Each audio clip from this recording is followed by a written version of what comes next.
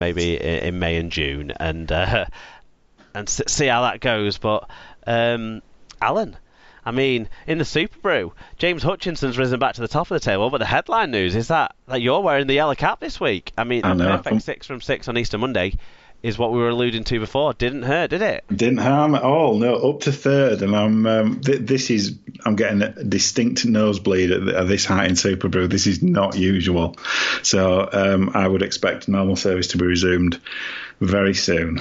If ever there was a weekend to be wearing the yellow cap, this weekend it is today. You would need it to. In the Fantasy League, Alan Bagley stays top. Of course, Alan Bagley stays top. But second place Sarah Morgans is keeping the pressure on with a best weekly score from the league of 1,298 from the doubleheader round. So well done to Sarah, who's putting the pressure on Alan there. Yeah, that's pretty good, bearing in mind all the changes in teams and stuff. That's a pretty good average score, isn't it? Yeah, thanks to everyone who got their fan views in on those games across the 2 rounds. I know with all the drinking on Good Friday, it would have been hard to remember, and also with the limited time window on Easter Monday to get them in before we had to close the form down. It's very appreciated, everyone who got the fan views in. With a few to come over the other results, we were over 50 again this week, so that was great. And now we will move on to those other results.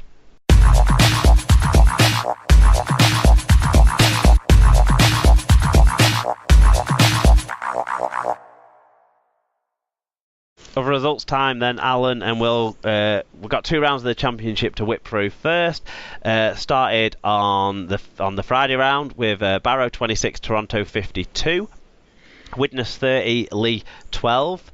Our friend Paul got in touch. He did. He said a great win for the Vikings. Widnes had the better of the first 20 minutes before Lee got themselves back in the game. Widnes' defence in the second half stopped Lee from scoring again, and Widnes took the win. Now on to positive points in the league and off the bottom. Yep. That's good news. The game that decided who would be on the bottom after Widnes' win was Swinton versus Rochdale, and it finished 36-22 to the home side, the Lions.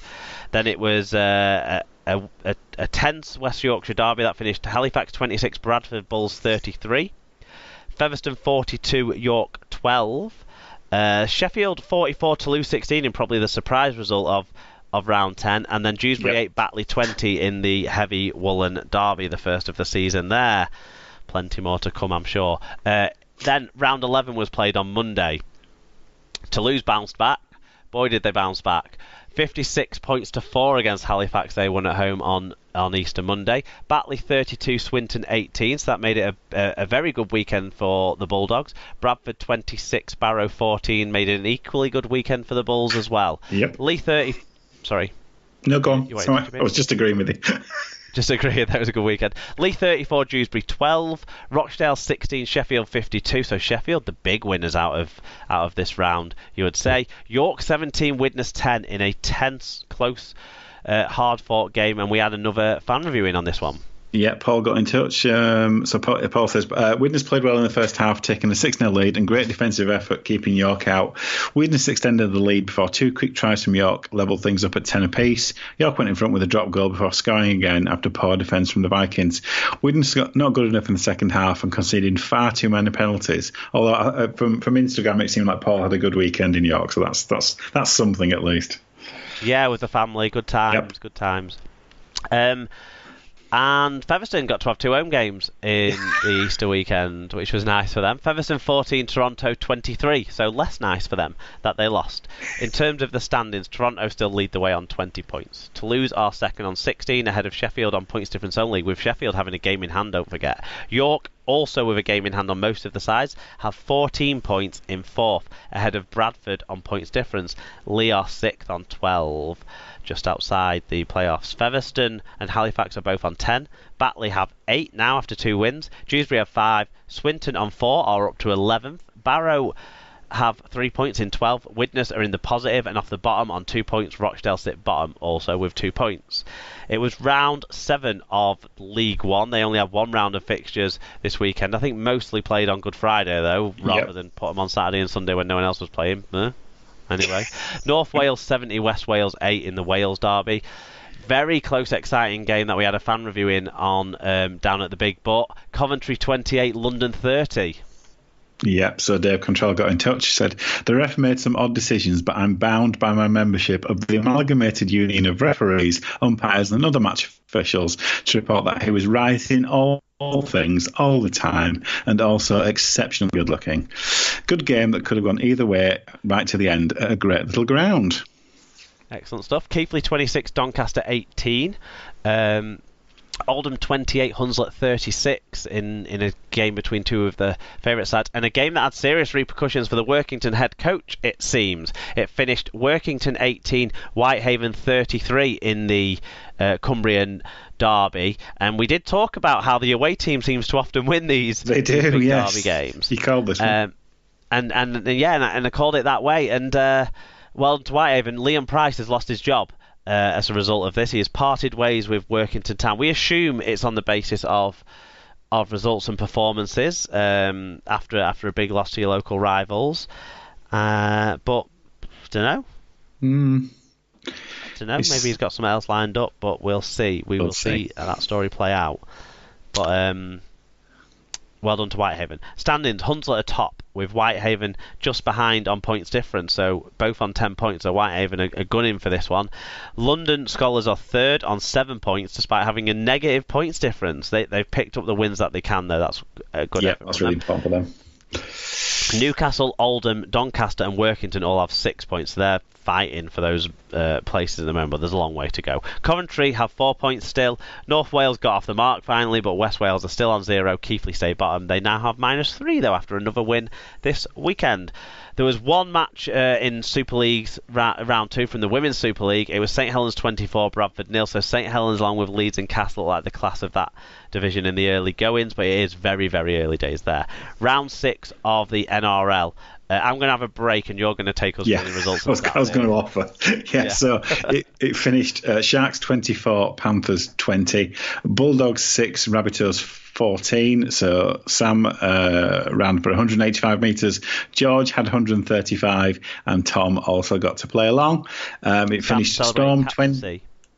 It's what, sorry? Sam celebrating getting the captaincy after Greg Inglis' retirement as well. Of course.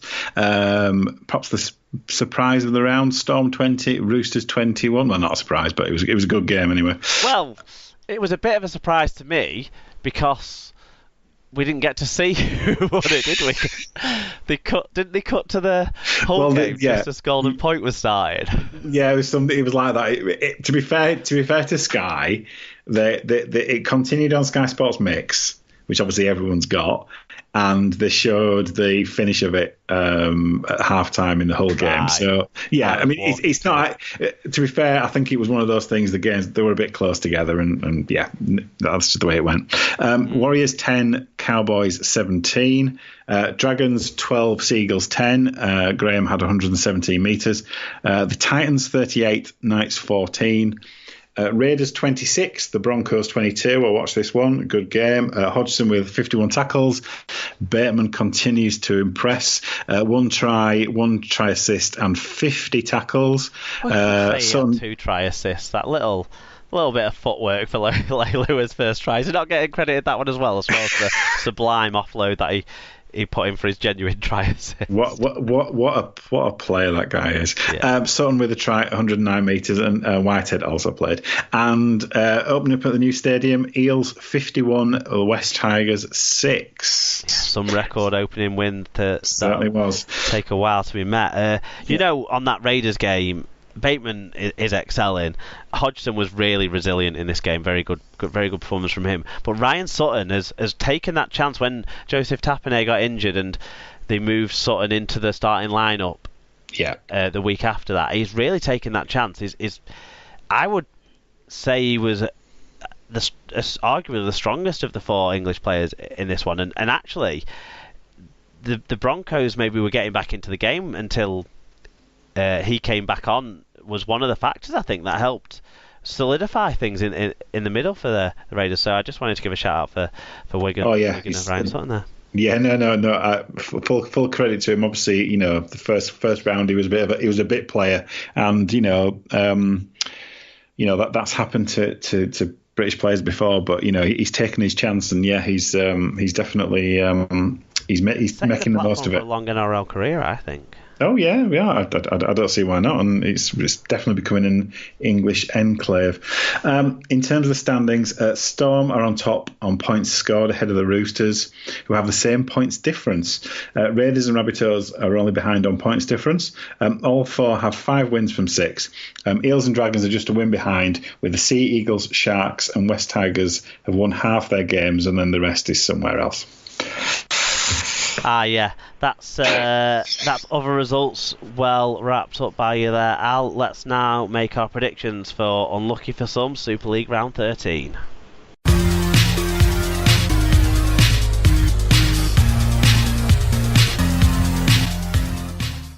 Round 13 then, Alan.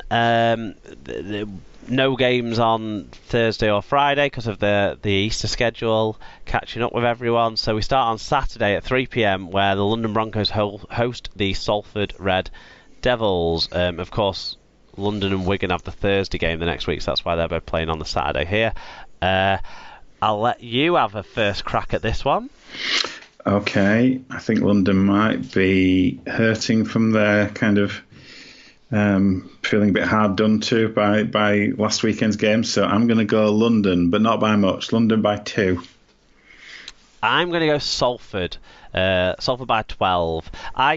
One thing we didn't talk about in the Wigan-Salford game was Gil Dudson took an absolute wallop of a beautiful hit by Joe Bullock in the first carry of the game, and it set him back. And to be honest, he tried to do as much of a stint as he could, but he didn't last that long in the game and didn't have that much of a positive effect when he did last. And I don't think he came back. And he's been very, very consistent for Salford so far this year. However, they've had a couple of players come in who started to show something. Tyrone McCarthy coming back has been a big boost for them. And Robert Louis didn't play in the game last week, and I think he'll be back. And whilst we can criticise his off-field past, we can't criticise too much his on-field contribution to the Salford side. So I fancy them to have enough against a London side that are scratching away at the moment. Yep, fair enough. Saturday 5:15 p.m. kickoff. Sky televised game, our only televised game this weekend from the Super League, and it is the Wigan Warriors hosting the Castleford Tigers. I am going to tip my Wigan side to win. I'm going to go Wigan by 8. I think Castleford's injury woes are maybe even slightly deeper than Wigan's. Both sides are carrying a range of injuries, but I think Wigan's maybe are spread out a little bit more. Cass picked up 2 more injuries, didn't they, in the Good Friday game, and Michael Shenton picked up a game on Easter Monday, so some of their experience is going to be lost. I just fancy Wigan at home, especially because the late win will have given a boost. Yeah, maybe perhaps surprisingly, I've gone with you there. So I say Wigan to win as well, not by much. The Cass fan has backed Wigan. Yeah, shock horror. Wigan by 6, but with no real confidence. Onto the Sunday games then. We start over at the KCOM. Hull FC versus Wakefield. I'll let you have first dibs on this one. Okay, I would say Wakefield for me. Again, difficult to pick, but I think Wakefield possibly by 10.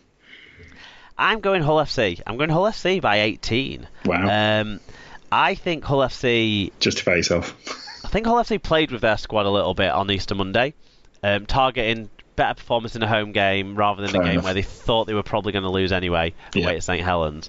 So they'll bring back some key players like Houghton into the mix.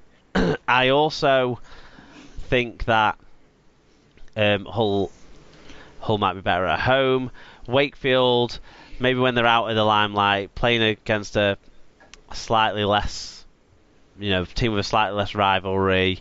Maybe this is where it'll catch up on them, the effort of the last few weeks and the injuries of the last few weeks. I just think it'll catch up on Wakefield, and Hull FC will pick this one up. Okay, next game then, Leeds versus Hull Kingston Rovers. So Leeds with 1 win at last week over Easter, Hull KR with 2 wallopings over Easter. And to be honest, I see Leeds winning. Leeds by 12 I'm going, but I think this is one of those games that actually could extend out to 20-30 if they click right in the second half. Like sometimes these games over the sort of third